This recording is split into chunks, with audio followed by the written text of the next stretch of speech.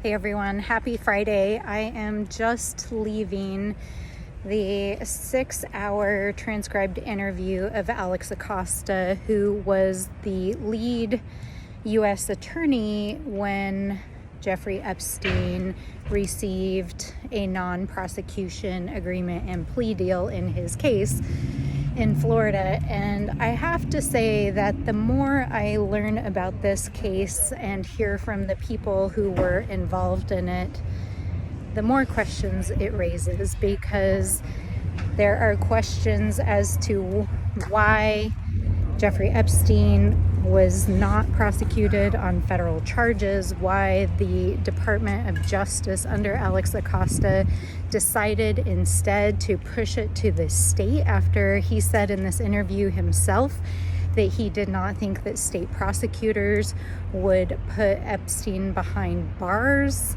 and then had his line prosecutor at the federal level negotiate the sweetheart deal at the state level that resulted in Epstein getting work release, during which he committed more crimes and sexual abuse of women.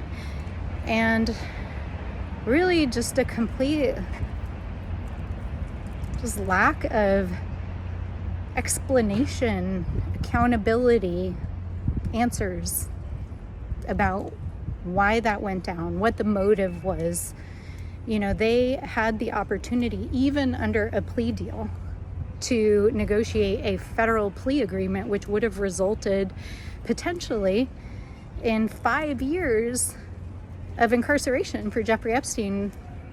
But he chose not to. He chose to push it to the state level, and then had his line attorney work out a sweetheart deal that basically got him off the hook.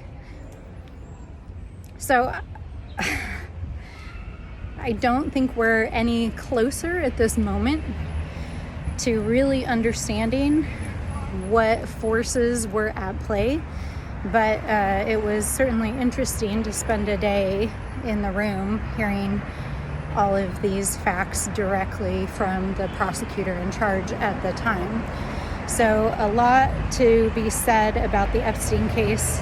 But meanwhile, the one thing that we did end on is that Alex Acosta was clear that it was his opinion that the President of the United States does have the authority to unseal the Epstein files, so long as they're not under a court order.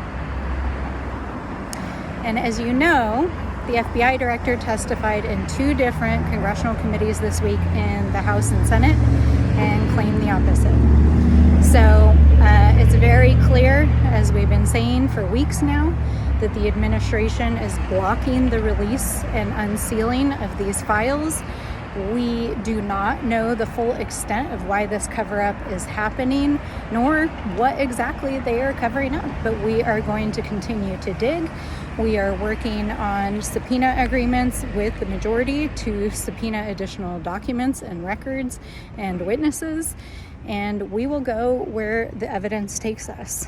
And meanwhile, we are also trying to fight to keep the government open and to fix the broken healthcare things that came to pass in the big ugly bill. The Republicans tried to jam a very partisan continuing resolution through the House this week, and then sent out a notice that they're not coming back, that they're canceling votes before the end of the fiscal year, which means that basically they have no intention of trying to negotiate a bipartisan deal. They're saying that 12 days out from a shutdown. So,